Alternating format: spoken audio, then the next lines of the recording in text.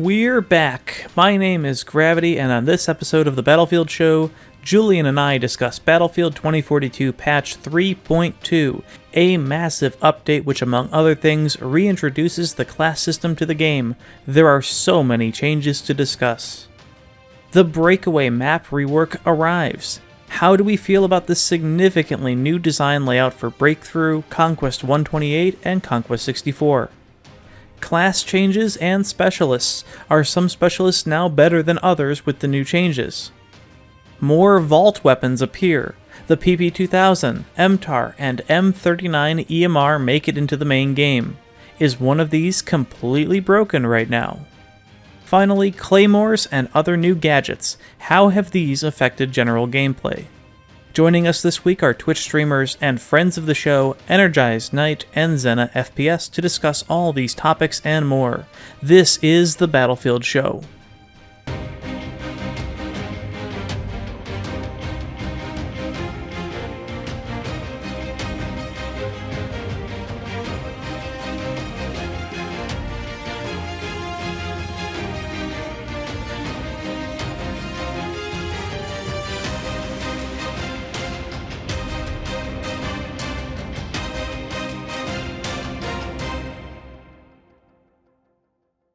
All right, welcome back to the Battlefield Show. I know it's been quite a while, but now we're starting a brand new season because there's a lot to talk about. We got the new 3.2 patch that involves new class system that's been long needed, and a whole bunch of other changes, even a Breakaway rework. So we'll be talking all about that right now. I just want to welcome back everybody back to the Battlefield Show. We even brought back some veterans from the Battlefield Show. Hello, ZenaFPS. Welcome back. And EnergizedNight. Good to see you back. We invited them back on specifically because they play a crap ton of a Battlefield, and they're going to have a lot of insight here. Of course, I am joined by my lovely co-host, Gravity. Welcome back, everybody. Gravity, how you doing? You missed the Battlefield Show? Of course I missed it. It was 2 months well, there was about a month and a half of, nothing, no news whatsoever in the holidays, so good to get back into it with a massive patch. Lots to talk about from all these updates. All right, Zena, how you doing? How's been the break, pretty much? What you been up to? Just grinding this game. Been enjoying the new vault weapons. That's what I've been playing with a lot of recently. Yep. Basically finished up the tier 1 on those already. And they aren't the best weapons, but I honestly had fun using them. They felt kind of different from some of the stuff they've released in the past. So yeah, I did enjoy using the vault guns. Oh, cool. All right, well, EnergizedNight, welcome back to the show. What have you been up to? Same old? Glad to be back. Yeah, same old. Playing the game way too much. I don't know, like 40 hours a week, something stupid like that. That's fantastic for my mental health. I'm sure it is. It's a job, it's a job. Oh, yeah. Just now, the thing I'm grinding in the background is remember the 1,000 kill challenge or the 10,000 kill challenge? I've upped it to 20. I'm up to 20,000. All right, there's not many guns in this game. I've got 7 done. Road number 8 is that EMR. While it's broken, it's feeling pretty good. Yes, definitely do that. I even tried the EMR last night for the first time. Got up to like 100 kills, I think. At first, I was like, what's something up with this gun? And I thought this was OP. And then they're like, oh, just shoot a little faster. Someone said in the chat, just shoot a little faster, right? And get closer. Because it's like a 40-meter bug or something. Yep. And then once I figured that, I was like, oh, this is nice. I actually kind of like this. A little too nice. Yeah, we'll get to that in a moment, but let's cut to the chase here. We're going to go around the table here and start with Zena on what exactly, the 3.2 patch, what exactly have you been playing? What's your go-to? What have you noticed that's good? And just give me your experience, pretty much. I will admit I haven't experienced every piece of the new content. Like, I haven't experienced every single new specialist and all that stuff yet. I'm still kind of learning. But some of the stuff I have used overall has been good and a positive change for the game. I have been sticking with what I'm comfortable with, just kind of getting used to everything. Well, because I've had to relearn Breakaway. I mean, it's a totally different map. So I wanted to stick with what I'm comfortable with. So that puts me in the assault class with McKay. It's just I'm comfortable with that. Getting used to the new med pen, the solo med pen change, has been interesting. I feel like a lot of players have switched to Falc because there's just all this damage coming from everywhere. You're just always taking damage. So people are using Falc now, constantly healing up. So adjusting to she has like unlimited med pens. Is that what you're saying? Essentially, yeah. She's basically unlimited heals and ammo if you want to run it that way. So they have nerfed assault with this class or with this update, which is fine. I still think it's very strong and capable, even if you're not using McKay. But you know, I do plan on making my rounds. You know, like when I work on the tier 1s for, like, let's say the javelin or something. You know, making my rounds with the support or the engineer class, the support class, etc. Kind of experimenting with everything because I want to experience all the new stuff in the game. But overall, I'm enjoying everything. Okay, all right. Well, let's just keep moving around the table here. Energized Night. What have you been sticking to your same old class, or you been experimenting with something? What's your experience? What are you playing? I'm still just playing good old-fashioned McKay. You know, as many others are. McKay, I feel like got a good buff with this last patch, with the addition to do a med pen and armor plates at the same time. It's been nice for that. It's 120 health, and then I can just regen it back to 120 real fast after I get into a fight or two. Also, speaking of the med pen, before the patch, if you run the med pen, the only way to refill it was on a med crate. Now you can refill it on any ammo crates. So that's kind of something they snuck in there, a change they snuck in there that I feel like hasn't been talked about a whole lot. But yeah, so if you just use it and you run over an ammo crate, which there are plenty of, people like to run ammo crates and just toss them out there. You can just refill it and get back into the action again. Outside of that, though, I've been seeing a lot more medics, I would say, just like Zena just said about people playing Falc. I've been seeing a lot more Falcs out there, which has been helpful for the overall attrition that is playing Breakthrough, bleeding those tickets down. So that's been nice. Distinct lack of engineers, which I know you've voiced your opinion about multiple times on Twitter there, Julian, calling for, call to arms for engineers to make an appearance. But, they're not really seeing too many in Breakthrough, I will admit, at least on the attack side. In Breakthrough, I understand. Yeah. That being said, though, I have hopped into a few vehicles a few times and immediately get shot down by Liz missiles, which seem pretty darn powerful. I'm not a little bird player, not a night bird player, or an attack shot player, but I get in those condors, get in those hinds, and I am out of the sky real fast. Not that I want to be up there anyway, but I'm out there, and then I'm not out there anymore. Same thing with tanks. They're getting pretty heavily hit, especially the javelins out there as well. So definitely seen a lot of those whenever a vehicle player has decided that they want to be good for at least 1 second. They are then neutralized really fast. But so far, sticking to my guns, playing McKay, and utilizing the ability to have a med pen and armor plates at the same time. Interesting. Okay, Gravity, what have you been up to? I just want to clarify the med pen. You said ammo crates. You can pick it up with ammo crate or med crate, so you can go either or med crate. Yeah. Okay. So it's nice. So you wait, what? That is a massive change. For literally, some, you have one, but you're always recharging it. It's pretty awesome. Yeah. I always wonder if you guys pay attention close enough. I believe the design of the med crate has like different types of things in it, like visually. If you looked at it, like when it opens up. BF5, but not this game. Okay, so it's just like a little package, pretty much. I thought it opened up or something, but so you're telling me you get the med pen from one of those? Yeah, from both of those kits. Yep. That's interesting. I never noticed that. And EK brought up so much stuff. I mean, there's so many topics there that we could talk about. It's been great. I've been largely sticking with regular Breakthrough and Exodus Conquest because I still don't want to play regular 128 Conquest.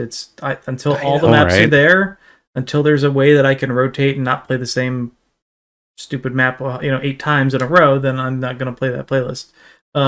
It really just comes down to I'm still dissatisfied significantly with the lack of a map rotation or a persistent server option. So I'll skip between Breakthrough and Exodus Conquest until I find a map that I want to play, and just kind of go like that. Vehicles got the major overhaul. That was pretty nice. The tank buffs were fantastic. Yep. But more work needs to be done. The tank turret speed, movement speed increase was fantastic. I think I'm very happy where it is right now. I can live with this. APS on the tanks is okay, except for the fact that Liz rockets and the javelin and the armor the Sundance grenades and the tracer dart gun and the Carl Gustav speed increase, which was completely unnecessary, is all there. So you can get hit by a Carl Gustav without even noticing that the rocket even hits you or launched fired at you before you APS. So that kind of makes it APS kind of pointless. Railgun tanks go through APS, so played a railgun tank, it's kind of irrelevant. I still think tanks need an acceleration and deceleration buff and a pivot buff. Those are the big three things that tanks need to be competitive still in this game. Other than that, what about classes? What are you playing? Oh, still McKay. I haven't touched. All three of you guys McKays. Okay. Oh yeah. Okay. and you know what? It still comes down to the verticality with the grappling hook. They nerfed the grapple by 6 meters. And that has proved to be a very interesting change. And you notice it when you're playing. You're like, I thought I should be able to grapple that, and you can't, especially to get up on certain buildings like the stranded the stranded boat or whatever. I kind of want it to be buffed a little bit again to give me an extra meter or so. Just seems a little crazy. Yeah, I think it still breaks map design. And if anybody has to play the 1942 Conquest that they put in with the extra 1942 portal weapons, like in the first week of January, that was actually a really good mode because they actually had like a fleshed out 1942. It was classes only. Yeah, they still had the 1942 classes, but it's like, the maps actually work because there's no specialist BS. There's no dozers. There's no Sundance or Boris or McKay grappling breaking maps or anything. And the new weapons, it worked really well, and it was actually pretty balanced. Speaking of imbalanced, the javelin missiles. Yeah. There's so much stuff to talk about there. How they can actually do 75 damage to a tank top down. It's insane. Oh, it's increased damage depending on the mode. Yeah, it's ridiculous. You can just get pretty much insta-killed. And, of course, there's no different tone or lock sound between a javelin or a laser guide or a self-flam, or an incoming Sundance grenade. So you never really know what's coming at you. And I can't imagine what it's like for pilots. That's only on air vehicles, right? No, it's on tanks too. Really? Oh, yeah. I noticed all the javelins coming in. Maybe there's something bugged there, perhaps. And jets also got a little bit of a shadow nerf too. They got a bit of a movement or a physics nerf. They do feel heavier and are a little harder to control. But they really, none of the actual problems with jets were addressed. I don't think there was any changes to the jets other than this shadow nerf or shadow change with the physics. Gotcha. All right. Well, for me, I've been playing Engineer. I want to get back to my old classic Battlefield class. Like, this is always what I gravitated to. Assault I did start with, but I just love shooting tanks, right? Because I feel like I'm making a difference, in the map, that I am putting in this work to keep my vehicles going and to disable theirs as quick as possible. As an infantry soldier, I do not like playing in vehicles, but I do like destroying them. But one thing I noticed in 2042 right away was the transport helicopters are really killing me right now. They are tanks in the sky still, and I feel like they're even more powerful now because of the lack of engagement with them. Sure, you can use the list rockets and all that stuff, but I feel like whenever I hit 2 of them in a row, it doesn't disable anyway. It just keeps flying and hits the G button, and it is now all repaired. And I gotta wait a long time to do it, and no one else shoots at it for some reason because it just flies away, right? The other thing I noticed is the engineer class is supposed to be, half of it is supposed to be repairing your own vehicles. I don't like doing that unless somebody is kind of wanting it. Like the actual vehicle player will stand still and let me repair it. Here they move pretty fast, and I repair so slow I can't even get to them to repair it. And then most of the time, I don't even pay attention to repairing it. That's one thing I noticed from previous Battlefield games was that there's always vehicles repair. I would go to them all the time. And even if you were the vehicle player, you would jump out and repair your own stuff. I'm sure that's still going on, but I haven't really noticed it too much. But I have been experimenting because I am a McKay player like you guys are. But I want to start with the engineer classes, right? So Liz is Liz. We all know what she does with her TV rocket missiles.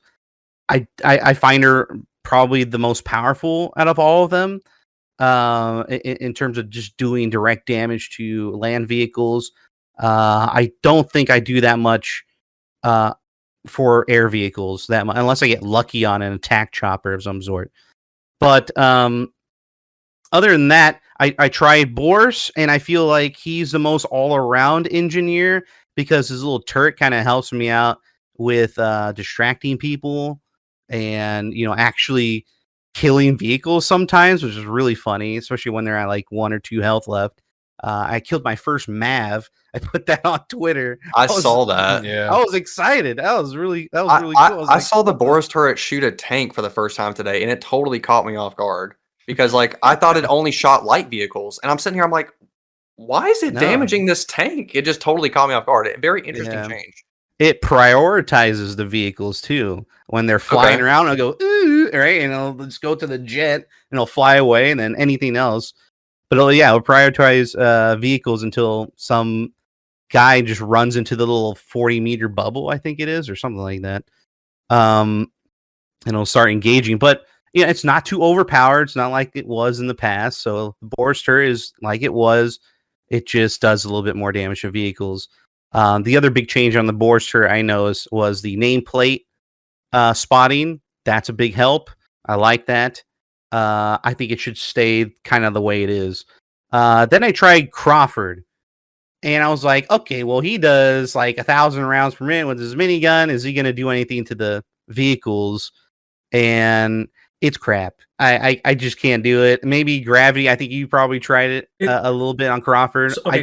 So two things about Crawford. First, that minigun doing damage to the tanks. The damage it does is minuscule, but what it does do is cancel out repair when you hit the G for repair. So if somebody's repairing, that's kind of a big deal. The other thing about your point for repairing vehicles with having a repair tool is, I don't think it's ever been that big of a deal as an engineer, unless you were working with a friend or whatever. Working with a friend, yeah. However, what it does do, especially if you're Crawford, is if you were sitting idle in a vehicle and also have the ability to repair like a transport helicopter in this game, and you can repair it inside, that makes a huge difference, and that's a lot more frequent. The other thing is Crawford also has that perk that allows him to repair faster. So you put a Crawford in a transport helo, like at a Condor or something, those just they're even worse. You just cannot take them down. So it's just it's a just a conflicting problem. Yeah, exactly. I want to transition to in positives and negatives about the patch right now. Let's just start first with the positives and negatives of the new Breakaway rework. Let's take a look at what that looks like in both Conquest and for Breakthrough, and let's talk about Breakaway. Positives, negatives around this. It's a whole new type of map, really. But the oil rig is now closer to the action. It's not really out there, and there's a whole bunch of bridges going to it and everything like that. I know most of you guys play Breakthrough, so let's just start with Zena again. Go around the table. What's your experience with Breakaway remake? What have you learned? Any cool spots to know, like where to hang out? What do you like about it and dislike? I would like to first off start by saying that I think DICE actually did a really good job with this rework. It may not be perfect, but compared to what we had, this map plays 10 times better. There's just no question about it. I'm sorry. The debate is literally over. The map's better. But the negatives for the map is specifically in the B sector, kind of where the Russian spawn is on this picture here. there's so much verticality. We're talking about a 150-meter cliff, where basically the attacking team is just swarming in, and they have complete height advantage over the entire defense. So that's kind of my only major complaint with the flow of the map right now. It's just that extreme verticality, but that's always been a problem with this map. They still obviously haven't figured that out. The overall play size of the map, I haven't played Conquest yet, but overall play size of the map is significantly smaller, which is great in my opinion, because it just brings all the action, less running, actions closer together. I think the overall map design being smaller for Breakthrough and Conquest is just better. The layout for Breakthrough on the new map design is much more enjoyable and rewarding to me. It flows pretty nicely for the most part, minus the B sector. Like I said, still not a fan of that. But like the oil rig, taking that for the C sector is very rewarding. And then pushing through to the last objective, you're pushing up this hill. You've got these gas tanks right here that blow up and probably kill you, which is kind of annoying, but 2042 experience. But the flow of the map is so much better having the oil rig kind of in the middle versus like the last sector. Like the spawns and stuff feel better. I'm very pleased with what they've done. Again, the map is not perfect, but the oil rig feels nice to play on. The ice section, for the most part, is pretty decent to play on. There's a couple campy little rat spots that I find people like hiding on the ice cliff and stuff. That's kind of annoying. But overall, like I said, I think they did a good job. All right, cool. Well, thank you for that. Energized Knight, what do you think about Breakthrough here? All right, so on the on the first sector, how it's specifically laid out like that, I look at that and I immediately see that they're vertically stacked objectives. That's just how I view that, and I personally dislike vertically stacked objectives in Breakthrough. This leads to a lot of your teammates just funneling down middle, just tunnel visioning the middle of the map and never ever going on flanks, and then you just have the enemies all on the flanks just shooting into the middle of the map. That happens a lot. Anytime I get held first sector, that's what the cause of that is just my entire team running down the middle of the map and just dying over and over again, which is never fun. But if you want to know how to lose on first sector, there you go. You have your entire team push down the middle the entire time. There's also some really wide flanks on the southern portion of that first sector. They go way out there. You can kind of see that there's a bunch of just empty space on the bottom of the map down there in that first sector, and that can get pretty annoying. You'll think you're pretty far out, and then there'll be another person way further out than you sniping you. So that can get a little frustrating. Other than that, first sector much better than originally was, which I think they should go without saying at this point. Like the original map for the 128 version of this map.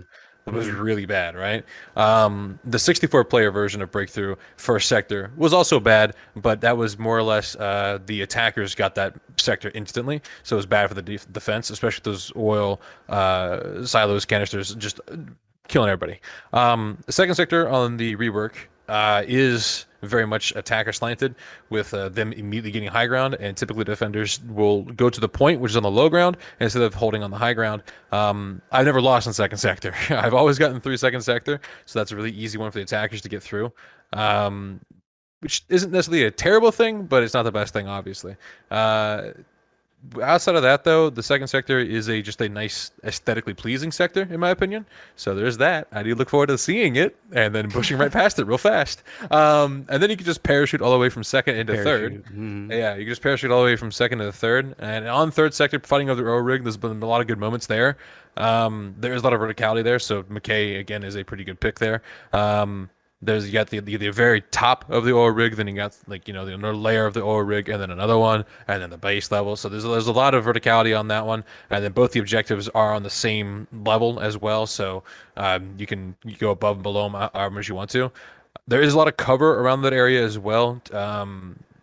Like on the ground, there's a lot more of the glaciers there that are kind of like up and protruding out of the ground here and there, which I have flown a condo around and gotten my gunner to get some good kills and just hover above the point and then duck down to the glaciers. That's pretty nice until I got trace darted and javelin across the map. Then it wasn't so nice, but outside of that, it was pretty good. However, there is one objective on that one. I think I'm gonna say it's C1. We don't have a picture of it, but I'm gonna say C. What's the north objective on the oil rig? The spawns for the defense are right on the objective, like inside of the objective. That. So you can just watch two corners and just pre-fire the two corners, and you're gonna get kills. It's that easy. So that's a problem. that should be fixed.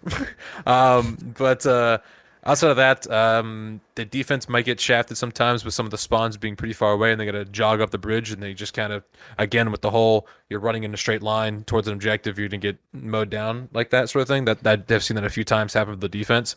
But if they're able to hold certain key locations, the third sector there is definitely a holdable sector for the defense. And then as for the last one, the last sector, again, running up the hill, I'm completely immersed with all the explosions and fire and beautiful sights that go around me. Only died to it once, so that's fantastic as well. The defense gets a hind in last sector, which can lead to a little bit of imbalance, especially around the southern objective on the last sector, since that's just out in the open. Especially if your attack team does not have a good Condor pilot to keep it alive, the hind will feast on your team. But other than that, I'm content with the last sector and its design. I think it's a fairly good last sector, not the most difficult for either team to hold or attack. So pretty good with that. Definitely, as Zena said, definitely a much better map flow and design compared to the previous version of 64-player Breakthrough. 100% agree with that. Just I hate vertically stacked sectors like that and first sector. I hate them. I hate them so much. Yeah, I like to add to that C sector there on the oil rig that you mentioned that they spawned right there at C1. Mm-hmm. That must be for a good purpose, because you can easily get to the oil rig just via jumping off the cliff and parachuting all there. You get an army of people coming in. You're gonna want to stack there. You're gonna want to defend and spawn there, because if you don't, they'll take it immediately, within seconds. For sure, maybe but that's why they have them spawn inside there. I still think there should be a different spawn for when the point's contested. If I'm sitting on the point as the attacker, and there's still a little bit of time left on their ability to spawn on it, I know where to look. They're going to spawn in that corner over there, or that corner. There's two corners they're going to spawn in. I can just wait for them. So I feel like if the point's contested by the attacking team, or is being drained by the attacking team even, there should be a second alternative spawn for the defense to go to. I understand that initial spawning on the point when it's clear. I can understand that 100%. But while it's being contested and fought over, there probably should be somewhere else they're going. Oh, so a little bit more spawning, like more random spawning, or there should be a closer spawn, is what he's saying. What I'm saying is they're literally on the objective. Like, they're within the objective's radius when they spawn on the point. I see. That's being fought over. So there's not okay. I can see what you're saying. Okay. There's other areas they could spawn, and they should be spawning, but a lot of the like I've sat in corners and just watched the corner and just saw a guy spawn on the point right in front of me. Okay. That shouldn't be happening. Right. Should be like on the perimeter so they can take a few steps and then start. Yeah, just at least a few thoughts before they get killed. Yeah. Not just like, oh hey, guy parachute in, or a guy zipline in, pow, right in the face. Right. Yeah. That happened to me a lot. I was like, how the hell do I get on this point? Okay, I'm just gonna go around at this point. Forget all those zippy lines that are going on there. Hey, those are nice and everything, but there's like 50 barrels looking at me at that point. I'm just gonna. And then once we do go around, like, it's easy at that point. You just capture from behind and get some verticality there and shoot from above is my way to go. All right, well, go ahead, Gravity. What's your experiences? I know you got a lot to say about the Conquest version. Yeah. Well, I'll get that in just a minute here. I just want to agree with everybody with Zena and EK on the third and fourth sectors. I think that is a vast improvement. With nice. It's not perfect, but these are the best two sectors on the map. The first two, I have less of an issue with the stacking of the points, though I can completely understand EK's point. My issue here is that this terrain here is still so open and so flat that it's really hard to get around it, and it's just you're always encountering people out in the middle of nowhere, and rather than being having them focus on the flags. And this is really bad with that second point, and this is definitely the worst sector of the map, because aside from the verticality problem, there are so many RU spawns that are like in this corner, or they're all on the highest ground far away from the flag, which is why the US team can constantly take it, because there's nobody actually jumping down on the flag at all. Everybody's fighting these battles, these long-range battles in the ice way above the point that nobody cares about the point at all. And that just kind of loses it. And that's kind of the worst part of the breakthrough for me. Other than that, it's a vastly better rework than the original map. The 128 version, I don't have any thoughts on this because I have yet to play it. Yeah, there's just looking at the map overview, I have some thoughts, but I'd like to confirm those before with it actually playing it. I've got a lot more experience with the 64 Exodus Conquest version. Before the map even was released, I saw this particular layout on Twitter, and I immediately had some red flags on here. And the red flags essentially, even though the map looks extremely symmetrical, the fact that this point is elevated just outside of the Russian spawn is brutal. What this is the U.S. team has no room for their armor whatsoever, except to go this southern route. The A and B flags are the only place that U.S. tanks can play. Otherwise, you're just getting shot down.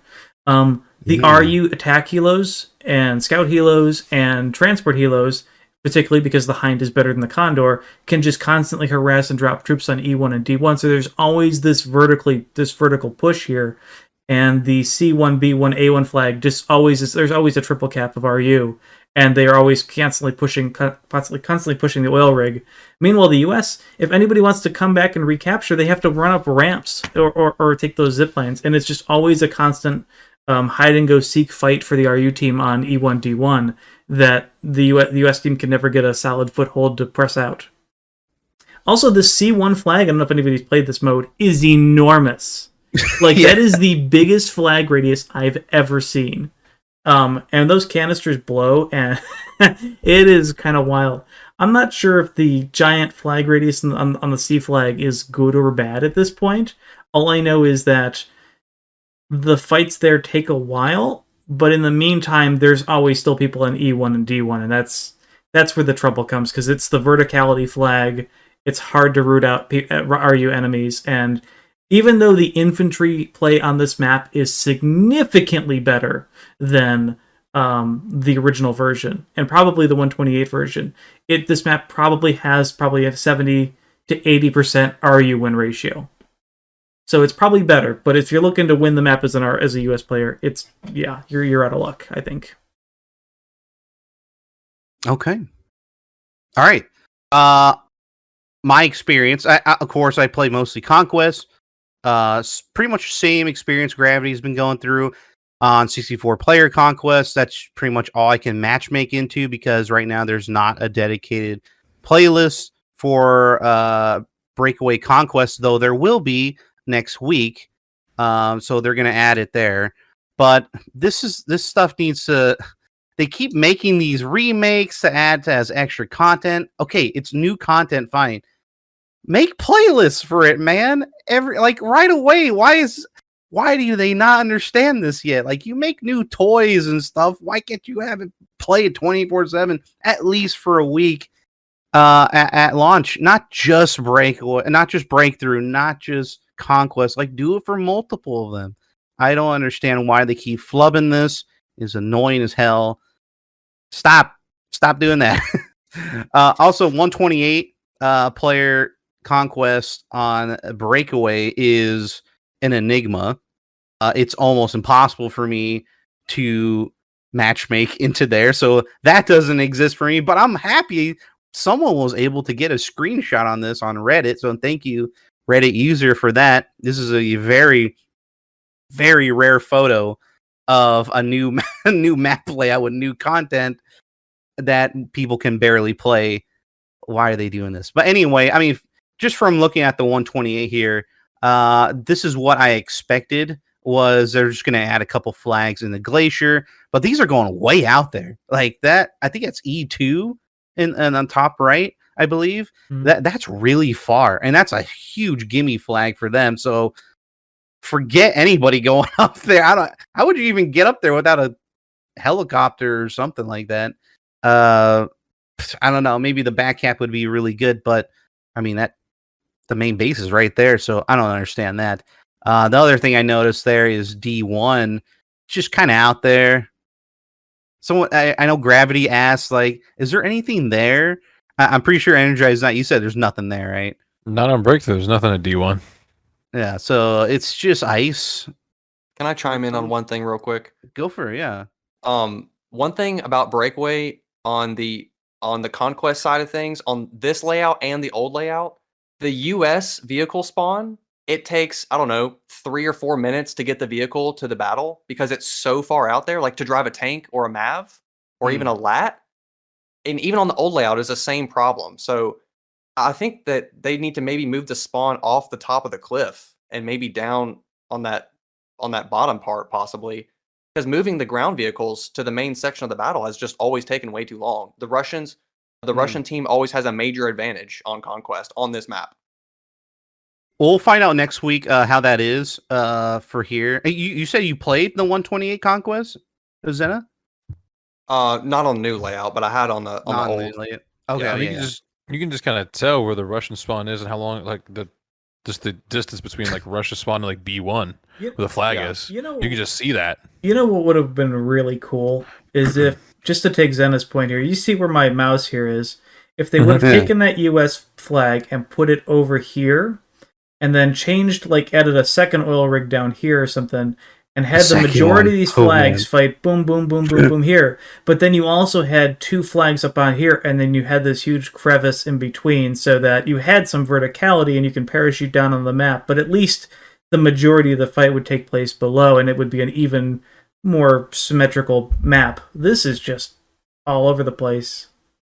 Yeah, I understand this new map designer. I don't know if he's new, but this map designer here, with all the remakes and the new maps, it's all straight linear maps is what they want. It looks like, and somebody really tried to make Breakaway linear as possible. I mean, you can literally draw a straight line right there. With the other twos, they just wanted to add, the oil rig. Can't forget about the oil rig. They worked so hard on that. But let's go back to the 64-player one.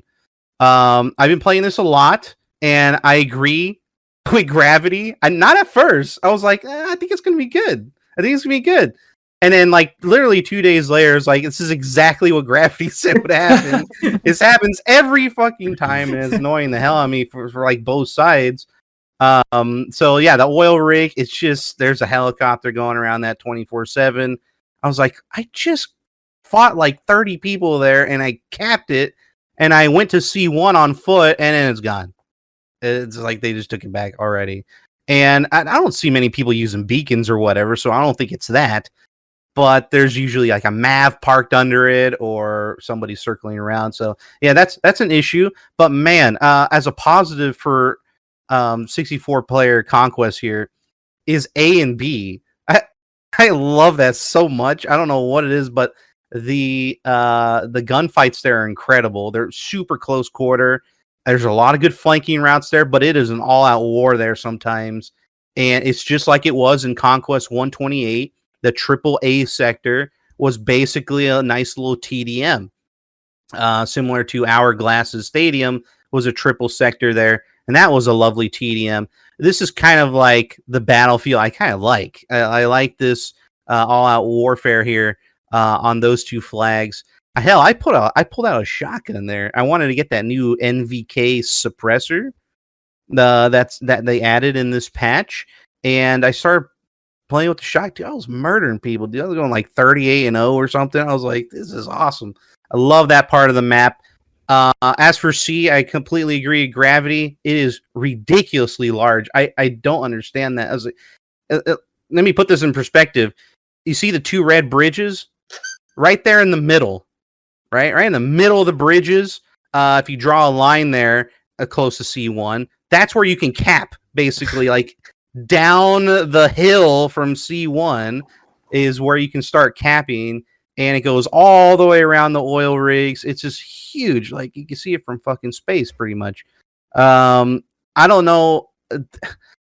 I was like, oh man, they changed Breakaway. That means those exploding canisters from Breakthrough are gonna go away, right? They just moved them there to make my life miserable. It's like, and there's like, what, 4 of them or 5 of them? I don't even know. They all explode. It's a ridiculous smoke screen there, which is kind of cool, but it's annoying to play around. But yeah, that's pretty much all I had to add for Breakaway. I like it. I think it's cool.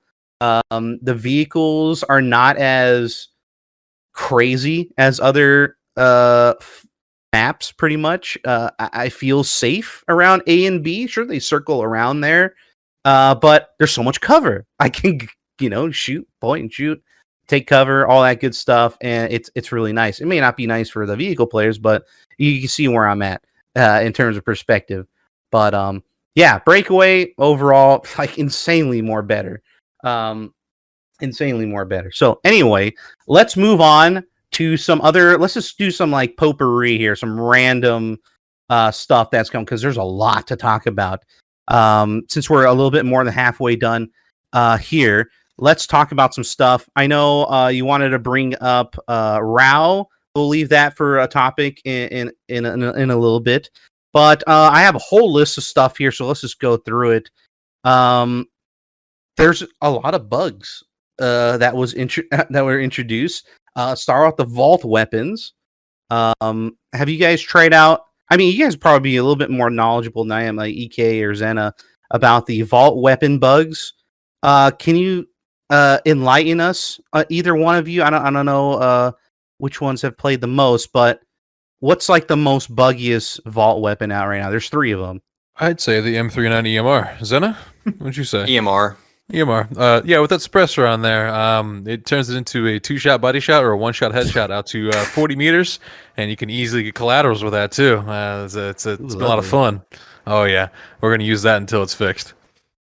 Okay, and then well, definitely we're going to talk about thermals too, which are not on the vault weapons, which is big sad. There's a lot of things that are kind of just missing from those guns. Hopefully in the future they'll think about adding something. I don't know, probably not. But the other weapons, we got the PP2000. A lot of people are saying PP2K on, and it like messes with my mind because I never refer to it as a PP2K. It's always the PP2000 for me, but I was like, are they talking about an LMG or something? Like, what's going on here? But anyway, so that one came out. Does it have any bugs? Yes, guys? It does, because they originally intended they added the wrong version from Portal. They said that they were going to add the Battlefield 3 one, and they ended up adding the Bad Company 2 one, so the rate of fire is completely wrong on it. So yeah, they're like mix match. Yeah, they said that whatever one they said they wanted to add, they added the wrong one. Yeah. Right, because on the Bad Company 2 one, it comes with a suppressor on like the icon, and it doesn't have an extended mag on the Bad Company 2 one. And on the Battlefield 3 one, I think that's basically what we got there. But you're saying the stats are mixed? Yeah, it's just there's a rate of fire issue. Yeah. Also, the gun in general is I don't know if these guys have tried it, but it's not good. It's terrible. I've heard it's just basically a weaker PP29. That's what I've heard. Is it supposed to be a higher rate of fire or a lower rate of fire? It's a higher rate of fire. Okay. You think that'll make a difference? Yeah, good.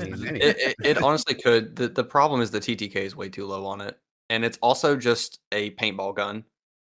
Past, I don't know, 30 meters, you're doing what feels like negative damage. Right. It's actually insane. Even if you don't use the suppressor, it doesn't matter. It's only a close range weapon. I mean, the hip fire on it's okay. You throw the extended mag on there, 45 bullets is nice. I had a nice kill feed with it, but like, there's no reason to use this over any other 2042 weapon. Gotcha. And then the MTAR, which is actually a brand new gun. This is a brand new weapon. It wasn't ever in Portal until now.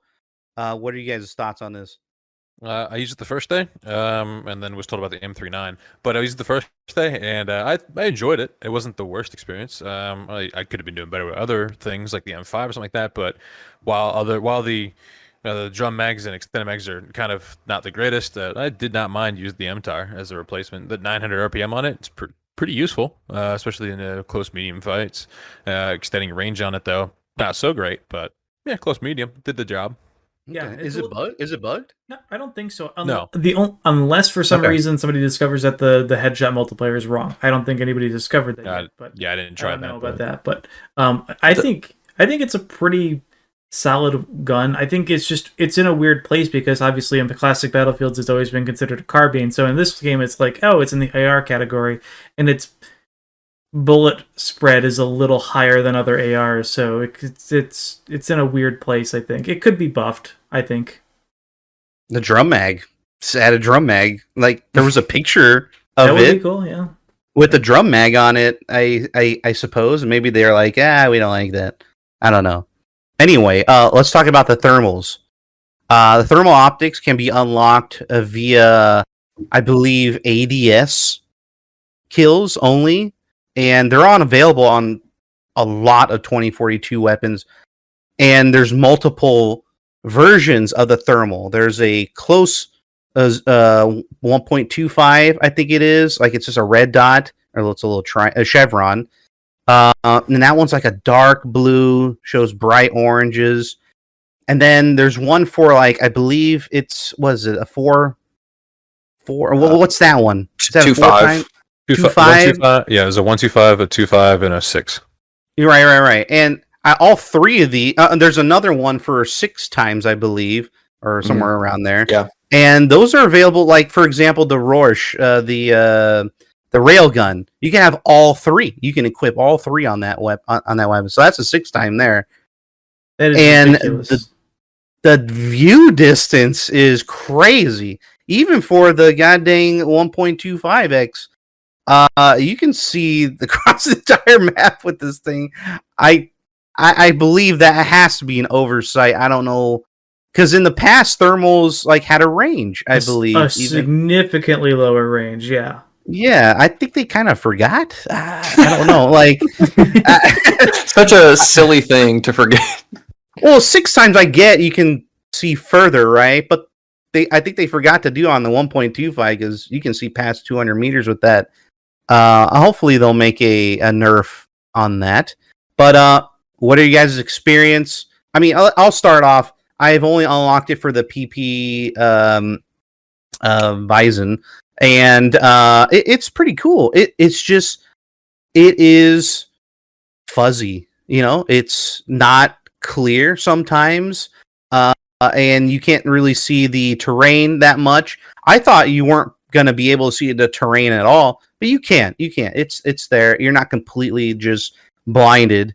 But yeah, it looks cool. I think I like that all the attachments are different looking. They're different type of thermals. I thought that was a really nice touch on those.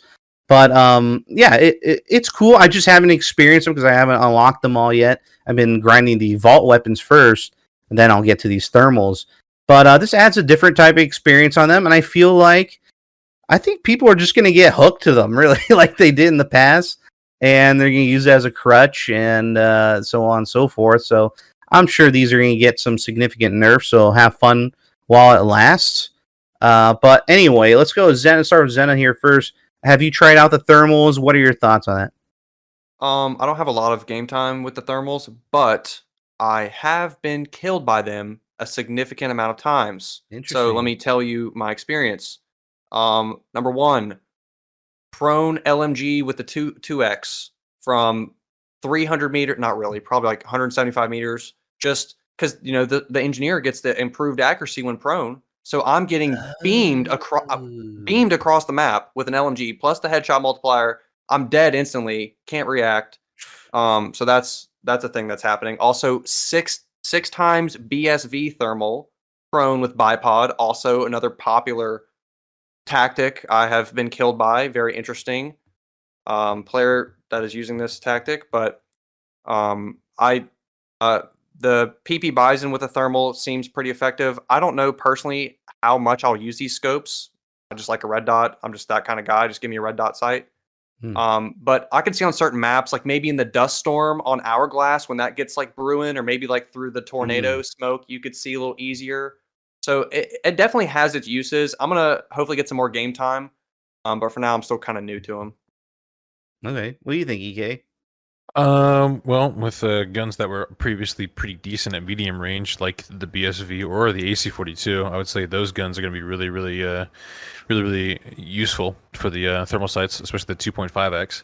I've seen that quite a bit, especially the AC-42. I don't know if you guys have died a lot to the AC-42, but it's not fun right now, and it's even less fun if they got thermals on. Love it. Yeah, and then I've seen a few clips of the railgun. Stod has a few out there. Yes. I'm excited for that to make its way into more and more games. 6x on the railgun sounds like a fantastic experience. And then there is some issues with it seeing through smoke. I feel like I feel like I've been killed by it through smoke a few times, and it seems like an issue. Whether or not it's throwable smoke or the smoke launcher, I think it can see through one but not the other, or something like that. I've been told information by a few different people about that. I don't know which one's confirmed or if it can't see through either of them, but something's a little not working as intended there, maybe. But definitely the prone LMG. Sitting pretty far away as a supporter engineer rather. There's it's support, right? The LMG perk. Yeah. There's Zena. Or it's engineer. Okay, engineer. Sorry. Yeah, that combo is going to be making its way into servers near you, for sure. But no, definitely. If I were to run this, I'd definitely run the AC-42 to the BSV with it. 100%. Okay. What about you, Grab? I'll keep it short. I haven't touched the thermal scopes at all. However, I've seen plenty of footage and streamers using them. A lot of times I keep seeing them used in combination with Liz across the map. Like, we're gonna have a group of Liz players gang up on a tank or whatever. Oh, we didn't finish it, or we didn't finish a helo. We'll just hit it with a 6x railgun from across the map, and then we'll snipe across the map with that 6x railgun, right? So that's really, yeah. I think it's a little abusable, and the range on that is kind of crazy. I don't even know. Yeah. You can't even nerf a 6x thermal scope. I mean, that's just it. Just is. You can't nerf the range on it. So, hey, you know what? You gave them to infantry players. I say we just throw it on tanks next, please. No. No. Also, do flashlights blind it? Do lasers blind it? I don't think so. There's a lot of bright things in this game, and none of it does anything. Does the sun blind it? Like, I don't think anything blinds it right now. So let's start with that before we talk about tanks, okay? Thank you. One thing I wanted to add was Zane, his airburst now has thermals, and that's fun. So I'll just leave it at that. So just a little extra Nerf news Zane for you guys. All right, let's just go. Quick one right here. Claymores. Yo. Lay it on me, Zena. Claymores, have you got killed by any? I'm not gonna lie, I've actually been using Claymores as my primary gadget since the patch. You dirty boy. I know, roast me, that's fine. But I'm only doing it to get the tier 1 badge. After that, I'm probably not gonna mess with them at all. How many kills for tier 1 on that? 400. I've hit about 100 so far. Oh, I like how EK is giving you dirty looks, but he's going to do the exact same thing for that T1. Do I care enough? Probably not. The Claymores are low-key kind of fun. They may be kind of ratty sometimes, and I understand that. Stop it. There's been like funny situations that have happened because of Claymores where like I'll like smoke a teammate to go res them, put a Claymore down, and like as I'm resing the teammate, I get a double kill like with the Claymore. I don't know. It's just like funny, or like I'll put a Claymore down a hallway and like run like while I have my back turned, and boom, I get a kill. Or the Claymore, like the Claymore's still alive after you die. If you leave it there, it's still like, and you can only have one Claymore down at a time. But if you leave it there, it's so like I've died, respawn, and I'm just running to the objective, and I get a kill from the Claymore, which I think is hilarious. But you pick them up from ammo crates and stuff, so I think the blast radius on them is kind of like a mini nuclear bomb, and it needs to be slightly nerfed. Because I have died to my own Claymore a lot. So like a Sundance scatter grenade, for example, I'll have my Claymore on the ground, and like an enemy scatter will come in and kill me on top of my Claymore. So I think the blast radius is a little extreme. So maybe nerf them. I don't know, but I have had fun with them, despite their rattiness. Okay. What do you think, EK? I enjoyed not dying to him for 2,000 hours. I'm dying to him now. I'm dying to him now, exactly. Yeah, I like Claymores. Not a fan. I think I've died to like maybe like a dozen. Like honestly, I played like 40 hours this week, so like a dozen deaths to them. It's not terrible, but like I don't like it, you know. Zena, have you tried the combination of an AT mine and Claymore yet? No. But okay. What do we? That sounds pretty intense. You can figure it out. Let's have fun with that one. All right. Did you see that the EOD bot you can put C5 and like you can drive around on it? Yeah. You can surf on that bad boy. I ran a couple people over with it. That was pretty fun. It's funny. If only they nerfed that back in 2011 for a certain reason. Yeah. Interesting. Yeah. Okay. History repeats itself, you know.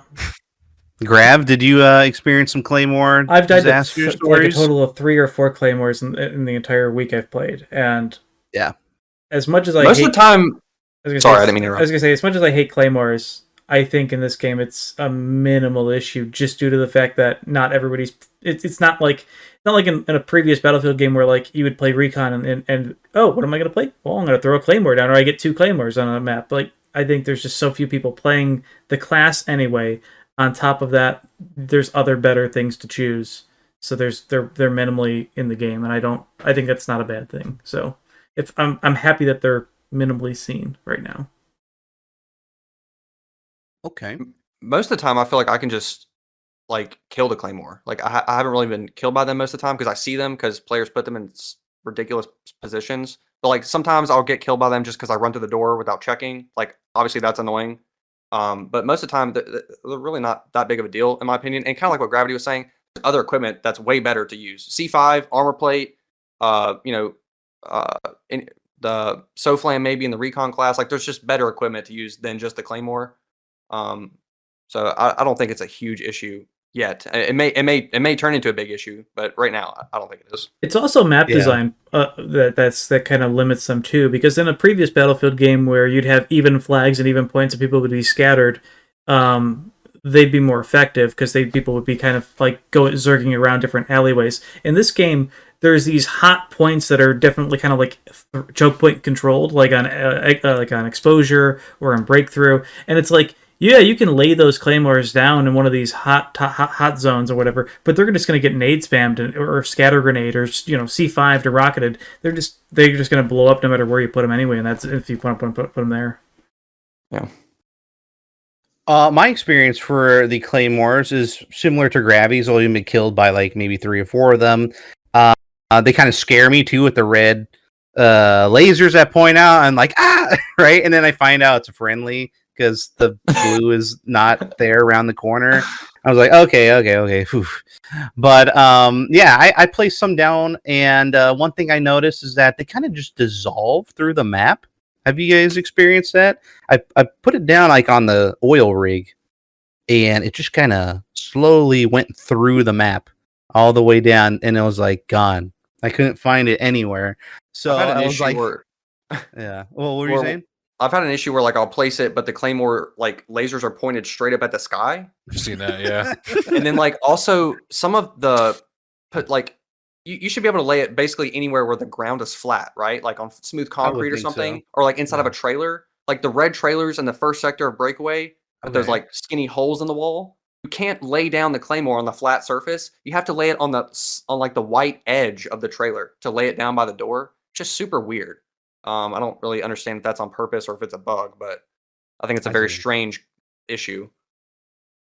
Okay, yeah, but yeah, I don't think the Claymore is as nightmarish as most people were talking about. I think they're okay, but like Zena said, there's a lot better, equipment out there to use. A lot more gratifying, but it's silly. It's just as silly as the EOD bot. I see those running around. God dang, those things have tons of health. Maybe just as much as the goddamn Robo Dog. If not, like I see three Falcons like just jumping and shooting it like it's a rat or something on the ground, like trying to jump on things so it won't get zapped by it. It's quite hilarious for sure. The funny thing is, at the end of the day, the EOD bot is still a meme machine. It's not. There is no serious, positive, realistic use for it. It's just. Oh yeah, absolutely. One thing, since we're all McKay players, MedPen. There's one. Is that enough? Do you want more? What are you guys? Go ahead. Again, with ammo crates, being able to just refill it out ammo crates or med crates, I don't see one being an issue in my current playstyle. I know there's a lot of talk about maybe having a second one. I'm not complaining about just having one. I'm okay with it as long as there's people running ammo crates or med crates. It's not a big deal. Okay. I can see that more in like Breakthrough, like a lot of people are using those. Yeah, very centralized fighting in Breakthrough for sure compared to Conquest. So, you guys agree? Yeah, one's good enough. The selfish part of me wants more, but the gameplay, battlefield design side of me understands that if I only have one med pin, but my support players on my team offer me ammo or med crates, then I'm more likely to go to them to play as a team. So there's that whole side of it. The problem is you take so much damage walking around. So I've noticed my gameplay has slowed down significantly more. Or I have to have a Falc player in my squad on me all the time. Gotcha. All right, I want to go through some.